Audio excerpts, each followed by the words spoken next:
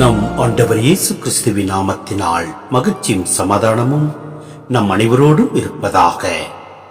எரேமியா 23:1-6 முடிய ஆண்டவர் கூறுவது: என் மேய்ச்சலுக்குட்பட்ட ஆடுகளை அழித்து சிதறடிக்கும் மேய்ப்பர்களுக்கு ஐயோ கேடு.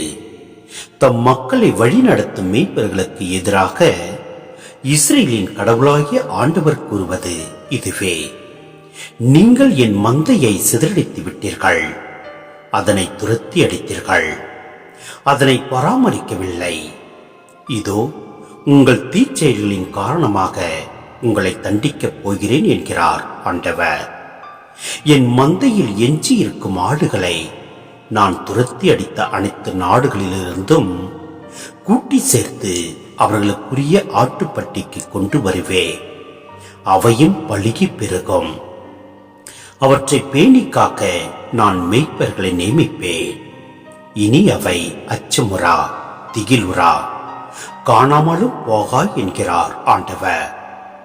ஆண்டவர் கூறுவது இதுவே: இதோ நாட்கள் வருகின்றன, அப்போது நான் தாவீதுக்கு ஒரு நீதியுள்ள தளிர் தோன்ற செய்வேன். அவர் அரசராய் ஆட்சி செலுத்துவார். அவர் நாணமுடன் செயல்படுவார். அவர் நாட்டில் நீதியையும் நேர்மையையும் நிலைநாட்டுவார்.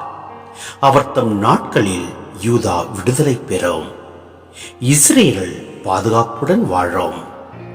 யாவே சித்கெனம் என்னும் பெயரால் இந்நகர் அழைக்கப்படும். சிந்தனை: மெய்ப்பர்கள் மற்றும் போலி இறைவாக்கினர்களுக்கு எதிராக சொல்லப்பட்ட இப்பகுதி மக்களுக்கு நம்பிக்கை தருவதாக அமைந்துள்ளது. சிதறடிக்கும் மெய்ப்பர்களை அகற்றிவிட்டு பேணி காக்கும் மெய்ப்பர்களை ஆண்டவரே நியமிப்பார். ஆண்டவரே நமது நீதி என அழைக்கப்படும்.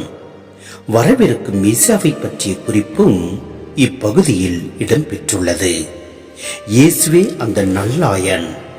இன்று ஒற்றுமை, அமைதி என சொல்லிக்கொண்டே வளரும் நாடுகளையும் மக்களையும் வளர்ந்த நாடுகள் ஒடுக்கும் நிலையில் உண்மையை, நீதியை, ஒற்றுமையை ஏற்படுத்தும் பொறுப்பு கிறிஸ்தவர்களுக்கு உண்டு.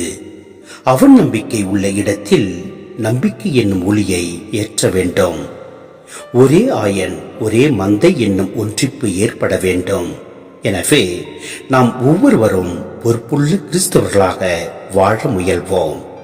எல்லாம் உள்ள இறைவன் நம்மை நிறைவாய் ஆசீர்வதிப்பார். ஆமென்.